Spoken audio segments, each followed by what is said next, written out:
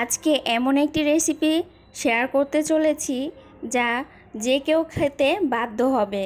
দেখতে অনেক লোভনীয় লাগছে না? তো চলুন শেয়ার করা যাক আজকের রেসিপি। আসসালামু আলাইকুম সবাইকে, কেমন আছেন সবাই? আলহামদুলিল্লাহ, আমরাও ভালো আছি। আজকে আপনাদের সাথে শেয়ার করতে চলেছি পাঙ্গাস মাছের লোভনীয় রেসিপি। পাঙ্গাস মাছ অনেকে খেতে চায় না, আবার অনেকে বলে এটা কোনো মাছ হলো, কিন্তু আমরা যারা পাঙ্গাস লাভার তারা জানি এই মাছটা কতটা স্বাদের। আমার তো ভীষণ পছন্দের। মাছের মধ্যে আমার পাঙ্গাস মাছই বেশি পছন্দ। তো পাঙ্গাস মাছটা এখন আমি ভেজে নিলাম কড়াভাবে, লবণ হলুদ দিয়ে মাখিয়ে রেখেছিলাম আর তেলে কড়াভাবে ভেজে নিলাম। মাছটা অবশ্যই কড়াভাবে ভেজে নিতে হবে, তাহলে মাছটা খেতে খুব দারুণ লাগবে। এরপরে তেল নিয়ে নিয়েছি পরিমাণ মতো আর সাথে দিয়ে দিয়েছি পেঁয়াজ। পেঁয়াজটা লাল হওয়া পর্যন্ত অপেক্ষা করব। এখন সাথে কাঁচামরিচও দিয়ে দিলাম।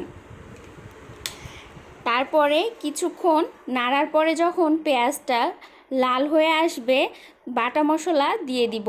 এই বাটা মশলার জন্যই তরকারির কালার এবং স্বাদ দুটোই অন্যরকম লাগবে। বাটা মশলাই ছিল পেঁয়াজ, রসুন আর জিরা বাটা, সাথে শুকনা মরিচও। শুকনা মরিচটা বেটে খেলে তরকারির রঙটা যে এত সুন্দর হয় তা বলার বাইরে। তো চলুন সম্পূর্ণ রেসিপিটা অবশ্যই দেখবেন। আজকের রেসিপিটা আসলে অনেক দারুণ হয়েছে আর খেতে অনেক লোভনীয় হয়েছিল। আমি গোল গোল করে আলুগুলো কেটে নিয়েছি। তারপরে মশলা কষানোর পরে আলুগুলো দিয়ে দিয়েছি।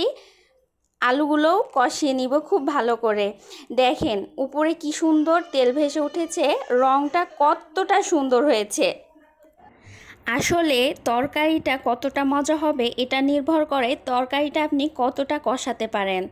কষানোর উপরে একটা তরকারির মজা নির্ভর করে। আর এই তো আমি সম্পূর্ণ ভালোভাবে কষানোর পরে পানি দিয়ে দিলাম পরিমাণ মতো। আর পানিটা বলক হয়ে ওঠার পর্যন্ত অপেক্ষা করলাম। এই তো বলক চলে এসেছে, এইবার আমি ভেজে রাখা মাছগুলো দিয়ে দিব। আমার তরকারির কালারটা যে এত সুন্দর এসেছে তার কারণ একটাই, আমি শুকনা মরিচটা বেটে রান্না করেছি। শুকনা মরিচটা বেটে রান্না করলে তরকারির কালারটা অসাধারণ আসে। আর এখন মাছ দেওয়ার পরে আমি আরও একবার ঢেকে দিব আর ঝোলটা কমিয়ে নিব। কেউ অনেকে ঝোল বেশি খায়, কেউ আবার কম খায়, তাই যে যেরকম ঝোল খায় সে অনুযায়ী ঝোল রাখতে হবে। তরকারিতে পরিমাণে লবণ একটু কম হয়েছিল, তাই আমি আবারও একটু লবণ দিয়ে নেড়ে চেড়ে নিলাম। আর এই তো দেখতেই পাচ্ছেন আমার ঝোলটা অনেকটাই কমে এসেছে। তো কি মনে হচ্ছে আপনাদের?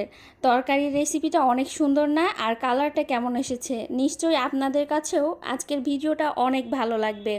আর অবশ্যই একবার হলেও এইভাবে পাঙ্গাস মাছটা রান্না করার ট্রাই করবেন। সত্যি বলছি অনেক মজা লাগবে খেতে, যে খায় না সেও খেতে বাধ্য হবে। এই তো আমার তরকারির ফাইনাল লুকের কাছাকাছি চলে এসেছি। এই পর্যায়ে আমি আরও একবার নেড়ে চেড়ে দিব, তারপরে আমার তরকারি হয়ে যাবে। আমরা সাধারণত তরকারি বলি, তাই আমি রেসিপি শব্দটা খুব কম ব্যবহার করি আমার ভিডিওতে। আর এখন দেখাবো ফাইনাল লুক। কতটা লোভনীয় হয়েছে দেখতেই পাচ্ছেন। যে কেউ বলতে বাধ্য হবে এই তরকারিটা কিভাবে রান্না করা হয়েছে আর খেতে কেমন হয়েছে। তো এই যে আমার তরকারির ফাইনাল লুক। অনেক মজা হয়েছিল আর অনেক স্বাদ হয়েছিল। তো আপনাদেরকে বলবো অবশ্যই এইভাবে একবার হলেও ট্রাই করবেন পাঙ্গাস মাছ রান্না করার। আর কেমন লেগেছে আমার ভিডিওটা অবশ্যই কমেন্টে জানাবেন, আর ভালো লাগলে শেয়ার করে দিবেন। আসসালামু আলাইকুম সবাইকে।